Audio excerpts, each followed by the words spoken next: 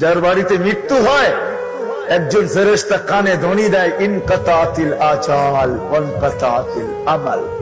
এই ব্যক্তির আশাও শেষ, বয়সও শেষ, তোমাদের কান্না বেকার, তোমাদের কান্না অনর্থক, এর বয়স শেষ, আশা শেষ।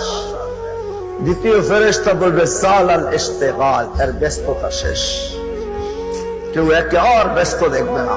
বাকিয়াল ওয়াবাল, সমস্ত বাকিয়ার সামনে একা একা সম্মুখীন হইতে হবে, ওইখানে কেউ যে দাঁড়াবে না, কেউ খবর নিবে না।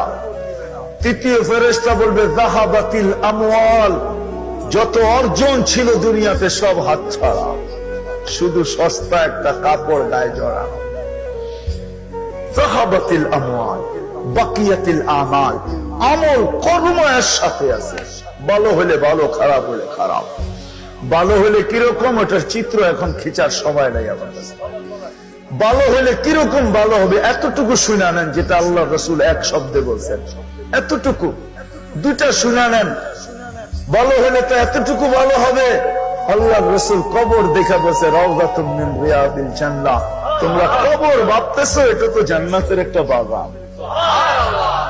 কবরের পাশে যখন লাশ নিবে তো কবরই কানে কানে বলবে ইদান উহাব্বিলু লাকা বাতনি খাদরা, তোমাকে রাখতে দেরি, পেট সবুজ শ্যামল হইতে দেরি হবে না। ভালো হলে তো এমন ভালো, আর যদি খারাপ হয় তাহলে আল্লাহ রাসূল বলছে হুফরাতুম মিন হুফারিন নার, জাহান্নামের একটা গর্তে রূপান্তরিত হবে, জাহান্নামের একটা গর্তে রূপান্তরিত হবে, কেউ খবর নেবে না।